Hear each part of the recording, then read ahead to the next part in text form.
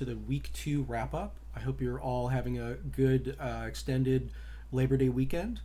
I thought I would talk a little bit about Cormac McCarthy's prose in response to the lecture. So, I'm going to talk about psychic distance, which is a term you may be familiar with, free indirect style, which is brought up in the lecture, and a closer look at sentences, the subordinating style and the additive style, and also a quick look at Cormac McCarthy's unpunctuated dialogue and a discussion of how he gets away with that. Okay, so you may have encountered this term before, but if not, psychic distance is a term that was coined by John Gardner in his book The Art of Fiction. He described it as the distance the reader feels between himself and the events in the story. Another way of putting that is sort of how deep into the narrating consciousness are we when we're reading the story. And very often that narrating consciousness is a character. So this psychic distance is a spectrum. There's a range of ways you can calibrate that, and it creates different effects.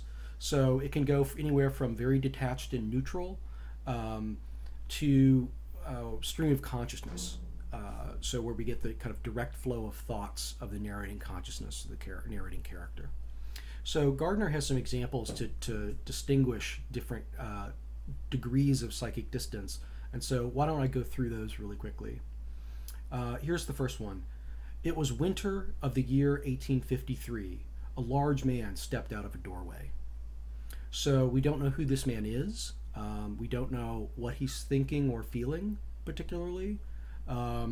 It's interesting that even in terms of the world around him, we know what year it is and that it's winter.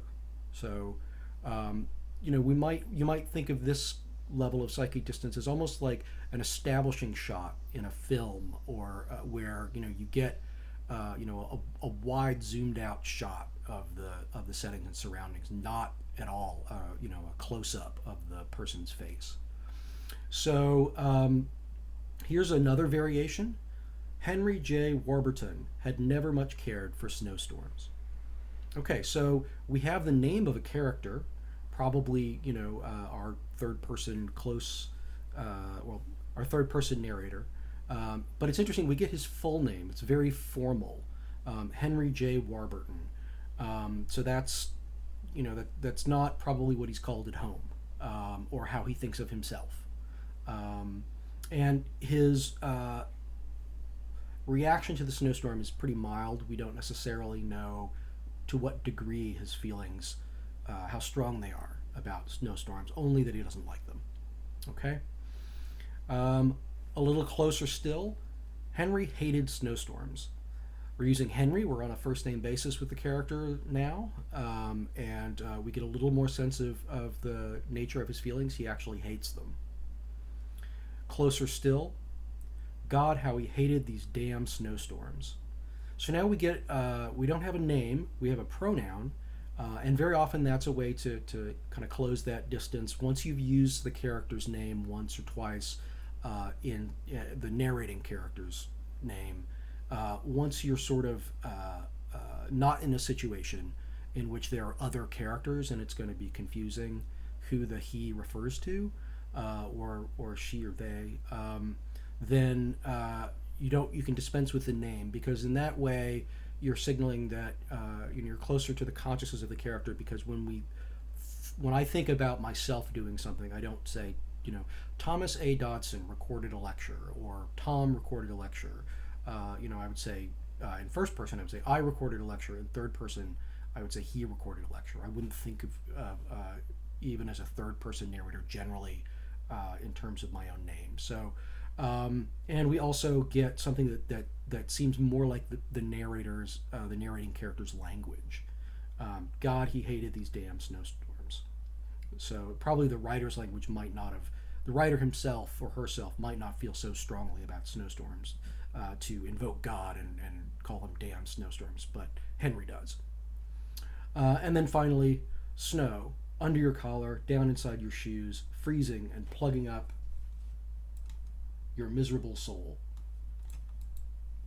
So don't be distracted by the use of the second person your.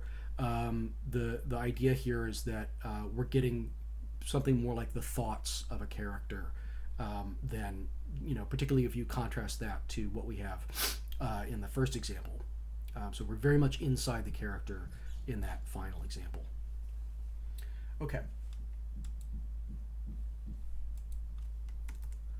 Another example of, I wanted to give you an example of a couple of extremes. At one extreme, from the story Wickedness by Ron Hansen, we have a very zoomed out approach. We have a lot of psychic distance. The story is about a terrible snowstorm that strikes a town, and we have lots of characters, but we don't ever get very deep into any of them. He's more interested in sort of the big picture of the storm itself. So he begins, at the end of the 19th century, a girl from Delaware got on a milk train in Omaha and took a green wool seat in the second class car. So you'll notice that we're told that this is happening at the end of the 19th century, which could be, it sounds like the beginning of a history almost more than a story to me, almost sort of journalistic. And then the character we're connected to, the first character kind of on stage, is a girl from Delaware. So I doubt that this girl from Delaware thinks of herself as a girl from Delaware. She probably thinks of herself in a variety of different ways based on, what she's interested in, what her life's been like, who she's related to, that sort of stuff. But just being from the state of Delaware is probably not how she thinks of herself. We're in a very kind of zoomed out point of view where the narrator is very distinct from the character. The narrator is making these sort of factual declarations. So the next paragraph begins, she was 16 years old and an Easterner, just recently hired as a country school teacher, but she knew enough about prairie farming to think the package was a crank and piston washing machine. She sees someone sitting nearby who has this package. We're very specifically told she knew enough about prairie farming to have this thought. So the narrator is making a distinction between the words we're reading on the page and the thoughts of the character. It's important that we're told, that she's thinking this and that she knew this and not that. And again, the previous information that we're given in the opening to this paragraph is also very sort of clinical. She was 16 years old and an Easterner.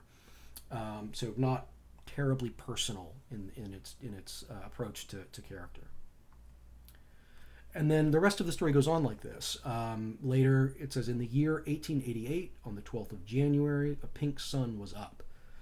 Pink sun was up sounds, kind of expressive. Doesn't sound like it's tied to a particular character necessarily. However, the first part of that, in the year of 1888, on the 12th of January, again, that sounds to me like a newspaper account of the storm that forms the heart of the story. And similarly, other characters are given very sort of quick treatment. Either they're not given names, or they're given they're given their full names, again more formal. So a Danish cattleman named Axel Hansen, a Hardington woman, an Omaha cigar maker, a cattle inspector. So those two are identified only by profession. A Chicago boy visiting his brother for the holidays. A 40-year-old wife sought out her husband in the open rangeland near O'Neill. So here we get her age and the fact that she's married. So not a lot of information when these characters are introduced. Okay, so I will say I'm not recommending this approach. This is a very specific choice that Hansen is making in order to give this kind of very broad historical kind of feeling, the collective more important than the individual. So he's a very clear sense of what he's doing, but most of the time you're going to want to be much closer than this with a character who's narrating a story, who's a third person character through which the story is being told. So I'll give you an example of another extreme. The other end of this would be what's often called stream of consciousness. This is from Mrs. Dalloway by Virginia Woolf. An offering for the sake of offering, perhaps. Anyhow, it was her gift. Nothing else had she of the slightest importance. Could not think, write, even play the piano. She muddled Armenians and Turks, loved success, hated discomfort, must be liked, talked oceans of nonsense. And to this day, ask her what the equator was, and she did not know. This is her own self-assessment. This is kind of how she thinks of herself more than some outside narrator making judgments about her. And as it goes on, all the same, that one day should follow another, Wednesday, Thursday, Friday, Saturday, that one should wake up in the morning, see the sky, walk in the park, meet Hugh Whitbread, then suddenly in came Peter. Then these roses. It was enough. After that, how unbelievable death was, that it must end, and no one in the whole world would know how she had loved it all, how every instant, and then it goes on and on. So, in this passage, we're getting the ideas of the characters more or less. We have the illusion, at least, of getting the ideas of the character unfiltered. So when someone comes in and interrupts her thinking, Peter, she's thinking about what she has to do that day. She's supposed to meet Hugh, and then suddenly someone comes in and presumably with roses, and that's what she's thinking about. And then she's also goes, thinking about that in the context of thinking about death and mortality, and that's not necessarily what any old character would think. It's very much specifically the thoughts of a particular character, and we're being given them without any quotations around them or any attempt to say, she thought, to distinguish her thoughts from the narration. Her thoughts are the narration. So that's stream of consciousness. Mrs. Dalloway is a very famous example of it, as is, as I'm sure you know, James Joyce's Ulysses.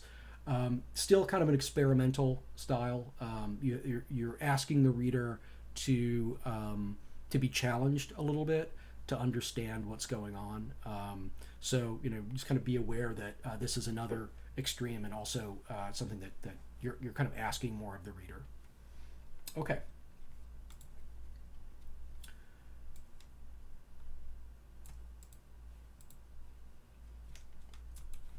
I'm trying to get rid of this. Okay. So something I would describe as in between those two things, and a very common approach in contemporary writing, contemporary fiction, is free indirect style. And that was mentioned in the lecture. It comes from, or at least its main explainer and advocate is James Wood, the literary critic and novelist.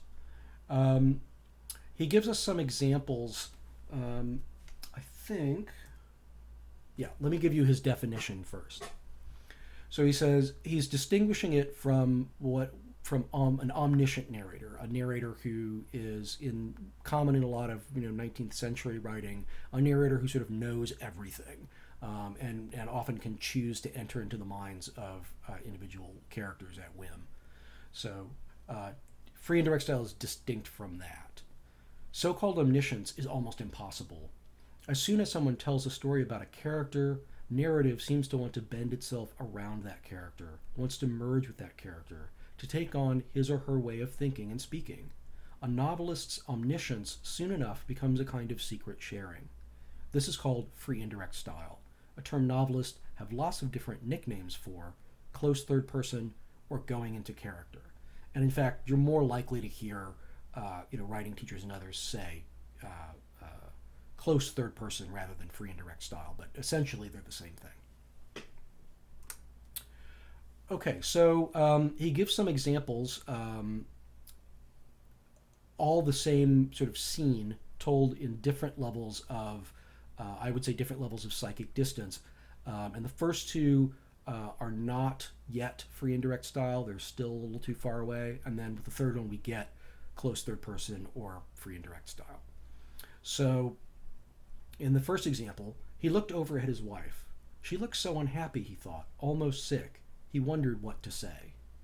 So here, we're told that we're given the main character's thoughts, but they're placed in quotation marks, so very clearly separated from the narration by punctuation marks.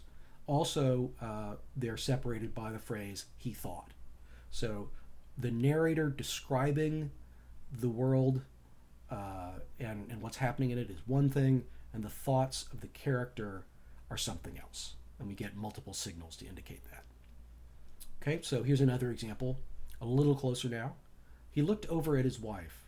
She looked so unhappy, he thought, almost sick. He wondered what to say. So here we don't have quotation marks, so there's not that kind of clear visual distinction from the narration and the voice of the character. But we still have he thought, which provides a little bit of distance. So there are two kinds of language happening. And then finally, he looked at his wife. Yes, she was tiresomely unhappy again, almost sick. What the hell should he say? So here you'll notice there is no he thought, which I think is a technique that's good to pick up on if you want to stay close on your characters. Look at, if you want to be this close, look through your manuscript and see places where you're saying like he thought, she wondered, things like that, and see if you might be able to delete that and just state it as if it were a fact. And if you can do that, you may want to do that because it brings us closer to the character. And also, so some of this language probably doesn't belong to the narrator. What the hell should he say? That language has got some emotion in it. It's kind of vernacular, and so it's probably language that belongs to the character, that belongs to he. But we don't put it in quotes or anything like that. We just present it as one with the narration. Okay, so as I mentioned, if in free indirect style, we can dispense with she thought when the character is making judgments or telling us about the world. So when we're using this, we're calibrating distance in this way. You don't need to use those things. Basically, whatever the character is our only window into the world of the story, and that character's narration, the narrating consciousness. So whatever the narrating consciousness says is so, effectively for us as a reader. We have no other source of information. So it's okay to just sort of declare things about other characters and things that are happening that one might think of as just the opinion of the character. Well, that character's even in third person is narrating, and so what they say goes if we're writing in this specific level of closeness. Another point that Wood makes about free indirect style, about its advantages, he says, thanks to free indirect style, we see things through the character's eyes and language, but also through the author's eyes and language. And I'll give you an example of that. This is from a story by Mary Gateskill called An Old Virgin. The main character is a nurse who, in the course of her duties, interacts with a patient who I think is in her 40s and is a virgin. And then that sort of kicks off some things that she's thinking as she goes through the rest of her day. She imagined walking through the supermarket encased in an invisible membrane that was fluid but also impenetrable, her eyes wide and staring like a doll's. Then she imagined virginity like a strong muscle between her legs, making all her other muscles strong, making everything in her extra alive, all the way up through her brain and bones. So I would argue that we're very much in, close point of view on the narrating nurse character. And even the language seems to belong to her. So in that, or at least the imagery. So, she's imagining a strong muscle, brains and bones, muscles strong. So she's thinking about things, in terms of anatomy, which makes perfect sense for someone who is a nurse. Then we get this later in the story. Even when she was in public, talking to people or driving through traffic or carrying forms and charts and samples in the halls of the clinic, she dimly sensed the greater part of herself inside out, like a bug tunneling in the earth with its tiny sensate legs. All through the earth was the dull roar of unknown life forms. She could not see it or hear it as she might see and hear with her human eyes and ears, but she could feel it with her fragile insect legs. So, although it's possible that these sorts of perceptions are imagining oneself as having the tiny sensate legs of a tunneling insect, or imagining that the world is full of a dull roar of unknown life forms. Those things might be appropriate for the character. We'd have to know the character pretty well to be able to exclude those things and say they don't fit. But my hunch, my sense is that those are actually more Mary Gaitskill's ways of thinking and speaking than her character. And part of the reason I would say that is I've read a bunch of her work, and this is typical of her kind of worldview, and the kind of language she might use, the kind of strange imagery and bizarre sense of kind of dread that you'll often get out of a Mary Gaitskill story. So I would say this, and when you read something like that, when I read the sensate legs and the dull roar of unknown life forms, I think that seems less like a nurse character to me than it does something out of, David Lynch or Franz Kafka, or in fact out of Mary Gaitskill. So I think we see the trace of the author even though we're in third person limited, and most of the ideas and language are coming from the character. So one thing I feel the need to say about that is that I can think of at least two of my writing teachers who disagree with James Wood, who think that this is a problem, that you shouldn't do this. I happen to disagree. I agree with James Wood that this can be used to great effect. But you may hear from other writing teachers, something like, if you're writing in close third person, you should be fully inhabiting that character and seeing the world the way that character sees it, even to the extent of choosing what scenes are going to be dramatized in your story based on how that character would tell the story, not how you, the writer, would tell the story. That's, I think, kind of an extreme view, but there's some very successful writers and teachers who would hew close to that.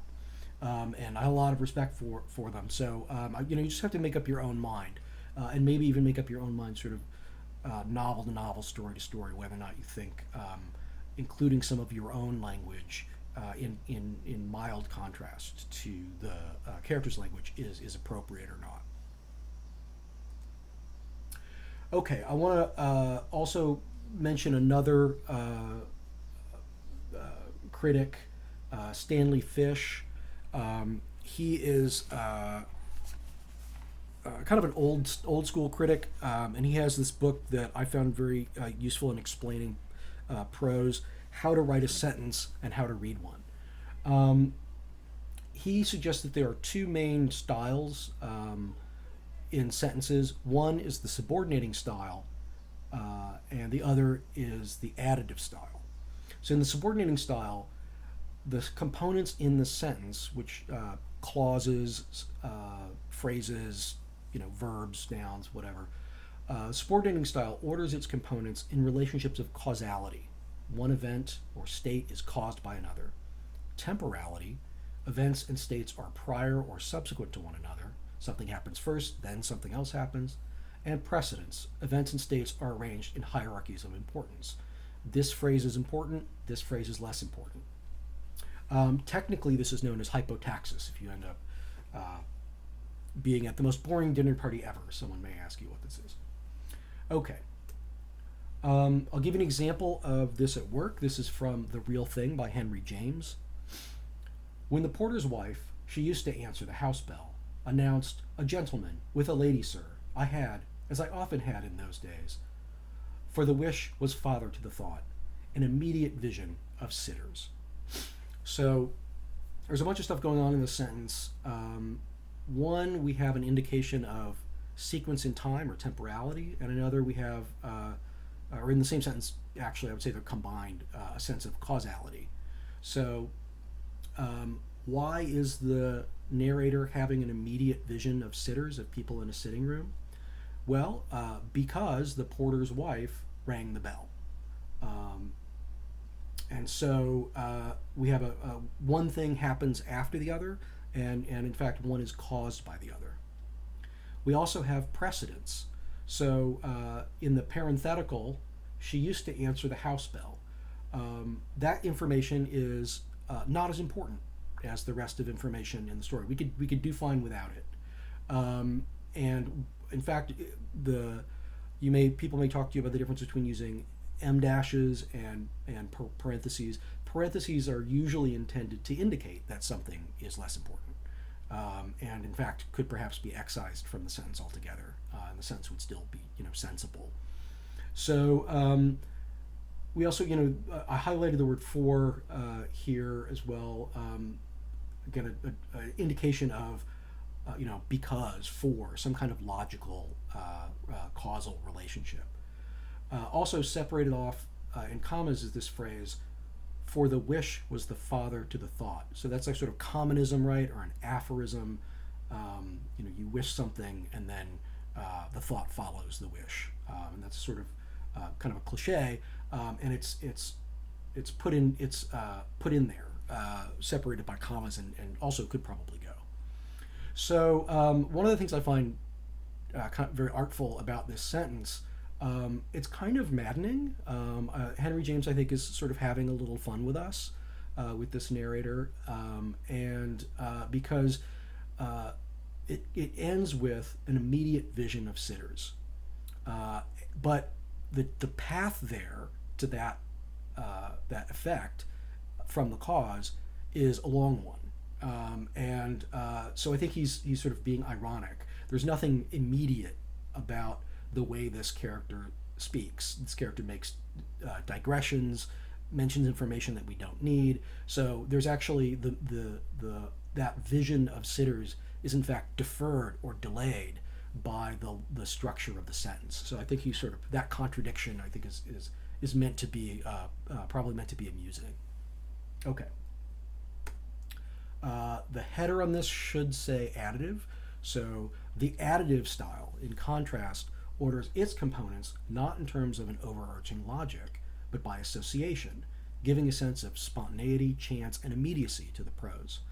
Technically, this is known as parataxis.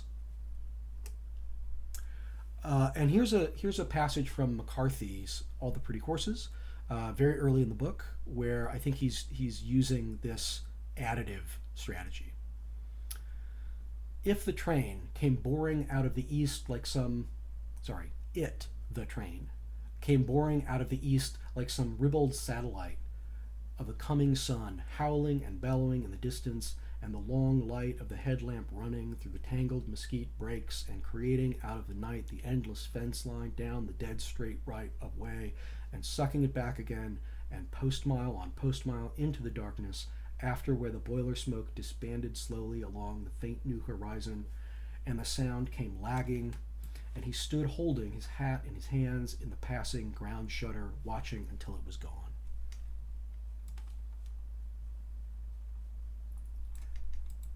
Okay, so here you notice many of you pointed this out in your comments, his use of and to create these very long sentences in places. And also and generally doesn't suggest any kind of hierarchy. This is more important than that. It's like, no, this in addition to that, not, this before that, or after, things like that. He uses the word after once in this paragraph to give some indication of maybe of a relation of things in time. But you'll notice for the most part, that's not there. This could all be happening simultaneously. Also, notice that he's using these ing verbs: boring, howling, bellowing, creating, sucking. One of the things that's sort of unique about ing verbs is that they generally refer to continuous action. There's something that starts, but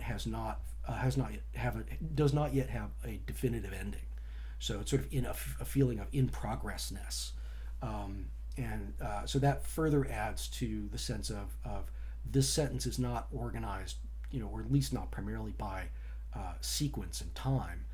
It's organized by association.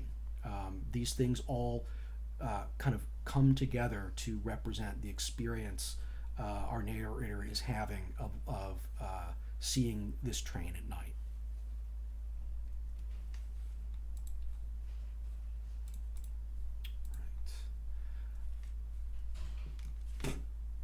I can't seem to get rid of this. Oh, there we go. Okay. So finally, I wanted to say something about McCarthy's unpunctuated dialogue. It's kind of hard to miss. And since we're looking at this in these works from the perspective of writers, I try to emphasize things that from a writer's perspective rather than necessarily that of a critic or someone writing an essay about McCarthy or his style. So as a writer, one of the things we obviously might ask ourselves is, would I ever want to use unpunctuated dialogue? And if I did, why would I want to use it? And could I get away with it? My opinion on that is, first I would say it's done masterfully here, but it's risky. Quotation marks do serve a real function. Their primary function in fiction is to distinguish character speech from narration. And if you don't have them, you're asking the reader to do some more mental work. And some readers are going to be willing to do that work, and some readers aren't, unless you make it very easy for them. You don't want them to be stumbling over it. You don't want, we talked about that in the last wrap-up lecture about a vivid and continuous dream. If the reader keeps having to stop and figure out who's talking or what's character speech and what's narration, because they don't have the standard sort of road marks for that, quotation marks, that's going to disrupt that vivid and continuous dream. So it might lead a particular passage, whatever, to not work. So, however, here are a couple things that McCarthy does, and these are observations from The Language of Fiction, a writer's style book. There's a PDF of this a chapter from that book on dialogue that talks about this in the Files Craft Dialogue folder of the Icon site if you want to have a closer look. So most of the time, McCarthy's prose has different qualities than the speaking styles of his character, and many of you observed that in your comments. John Grady Cole doesn't really talk in the kind of rhythmic, biblically influenced language, that associative language that the narrator does. So because those are pretty different, noticeably different, it makes it possible to do away with quotation marks and still know who's speaking, even though normally that would be pretty difficult.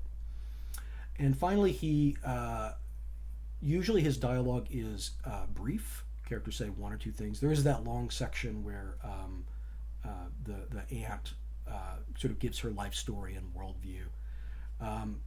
But dialogue is usually brief, and the narrator doesn't usually comment much on the words that are spoken, or things like the character's facial expression, what their voice is like, things like that. Usually the narrator sort of steps aside, is almost absent or invisible, at least, in passages in which we have dialogue, or it's not sort of mixed in together, generally. So this is a technique that he's doing some things as a writer to make sure that he can use that technique effectively. I wouldn't recommend it unless you've got a really clear reason for why you want to do that. But if you do go down that dark road, those are a couple of tips that you can take from McCarthy to think about how you might do it effectively. Okay, well. On Sunday, you turned in if you're seeing this on Monday, then on Sunday night you turned in part of your novel draft for me to have a look at, and I'm looking forward to going through all of those. Later in the week, it would probably be a good time to see if you wanted to make a Zoom appointment or something like that to talk about your work, since I'll have had a chance to read some of it. Okay, well, I hope you enjoy the rest of your weekend.